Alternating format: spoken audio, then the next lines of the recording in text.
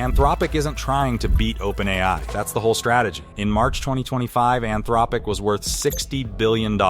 That's already an absurd number for a 4-year-old company. But that was 18 months ago. By September, $183 billion. By February 2026, $380 billion. The latest number on the table, $50 billion in new funding. Valuation approaching $1 trillion. For a company that has never run a Super Bowl ad, that doesn't have a hardware product, that most people outside of tech have never heard of. So what is actually going on here? Because AI is hot, valuations are crazy doesn't explain this. Plenty of AI companies exist. Most of them aren't on a trajectory toward $1 trillion. Anthropic is doing something specific, and once you see what it is, you can't unsee it. To understand Anthropic, you don't start with the funding rounds or the benchmark scores. You start with a family in San Francisco in the 1980s. Dario Amodei was born in 1983. His mother Elena built public libraries in the Bay Area. His father Riccardo was a leathersmith, a craftsman who had immigrated from a small town in Tuscany, Italy. Not a tech family, not a finance family. A family where, as Dario would later say, they gave me a sense of right and wrong and what was important in the world. A strong sense of responsibility. Dario was a science kid. When the dot-com boom exploded around him in high school, he barely noticed. Writing websites had zero appeal. He wanted to understand how the universe actually worked: physics, math, the deep stuff. Caltech, then a PhD in computational neuroscience. He wasn't trying to get rich. He was trying to understand intelligence. His sister Daniela was born 4 years later, same city, same parents, completely different path.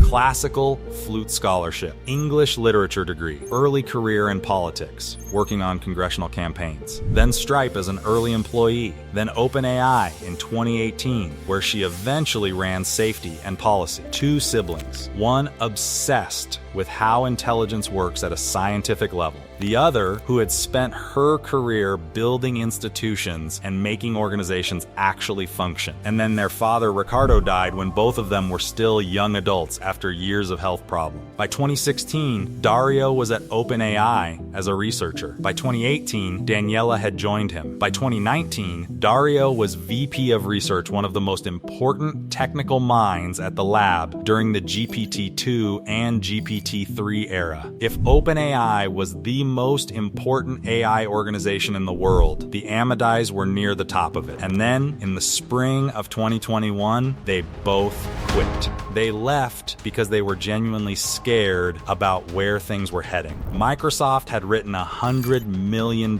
check. GPT-3 had just dropped and the commercial possibilities were suddenly very real. Inside the lab, the tension between move fast and ship and be careful about what we're building was becoming impossible to ignore. The Amodeis resigned together, took 6 colleagues with them, including Tom Brown, the lead author on the GPT-3 paper, and Chris Olah, the most respected interpretability researcher in the field, and started Anthropic. Their pitch to investors was unusual, to put it gently. We think we might be building one of the most dangerous technologies in human history, and we'd like your money to keep doing it. Because if someone is going to build this anyway, better us than someone who isn't thinking about the risks. They raised $124 million almost immediately, and the bet that looked strange in 2021 is looking very different today.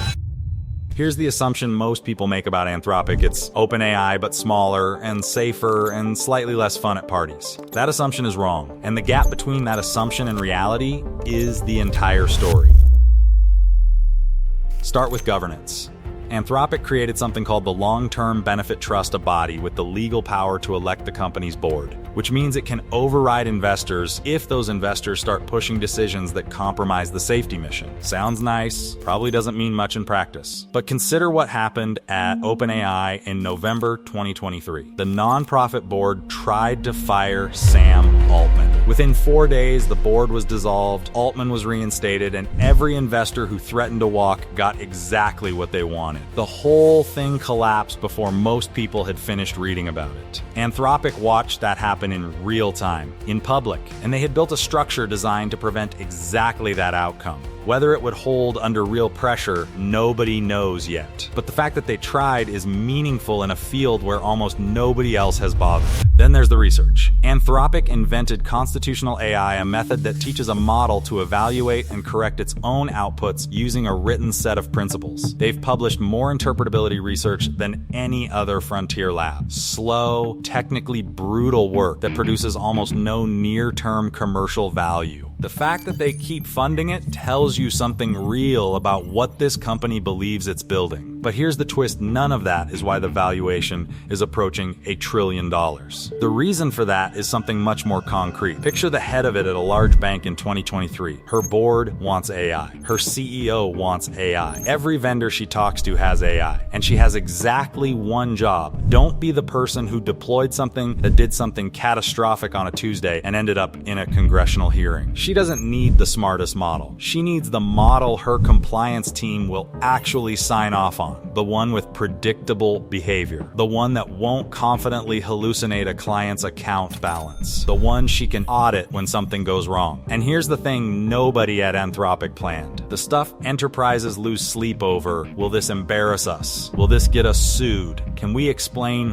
what it did and why that's exactly what Anthropic had been obsessing over since day one? Not because some VP of sales drew up a market map. Because Dario and Daniela genuinely believed they were building something dangerous and acted accordingly. The product and the paranoia turned out to be the same thing. Amazon noticed. The $8 billion commitment to Anthropic isn't Amazon betting Claude beats ChatGPT in a popularity contest. It's a bet that Claude becomes the default AI infrastructure layer for AWS enterprise customers. Hundreds of thousands of businesses that care far more about will this get us sued than about which model writes better poetry. That market unsexy, compliance-driven, slow-moving enterprise AI infrastructure is worth more than the entire consumer chatbot market. And right now, Anthropic owns more of it than anyone else.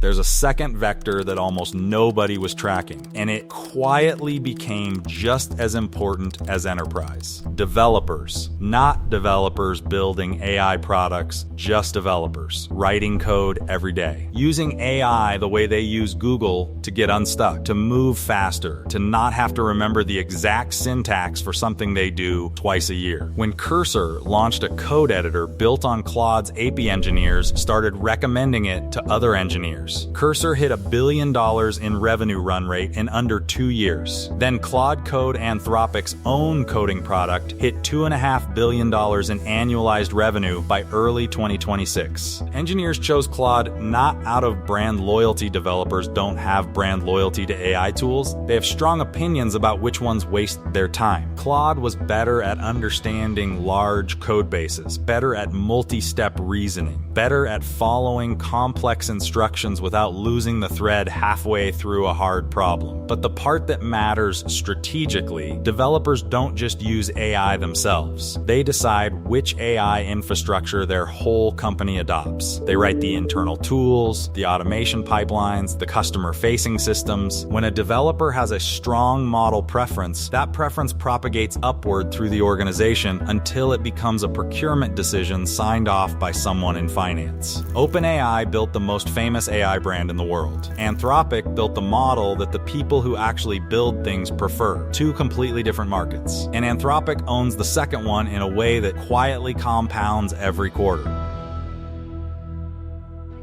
Normally, this is where the story turns into a victory lap. It isn't, because Anthropic has real problems, and they're worth understanding. The first is the cost of staying in the game. Training frontier AI models is extraordinarily expensive. Each new generation costs more than the last. The compute bill compounds faster than most outside observers appreciate.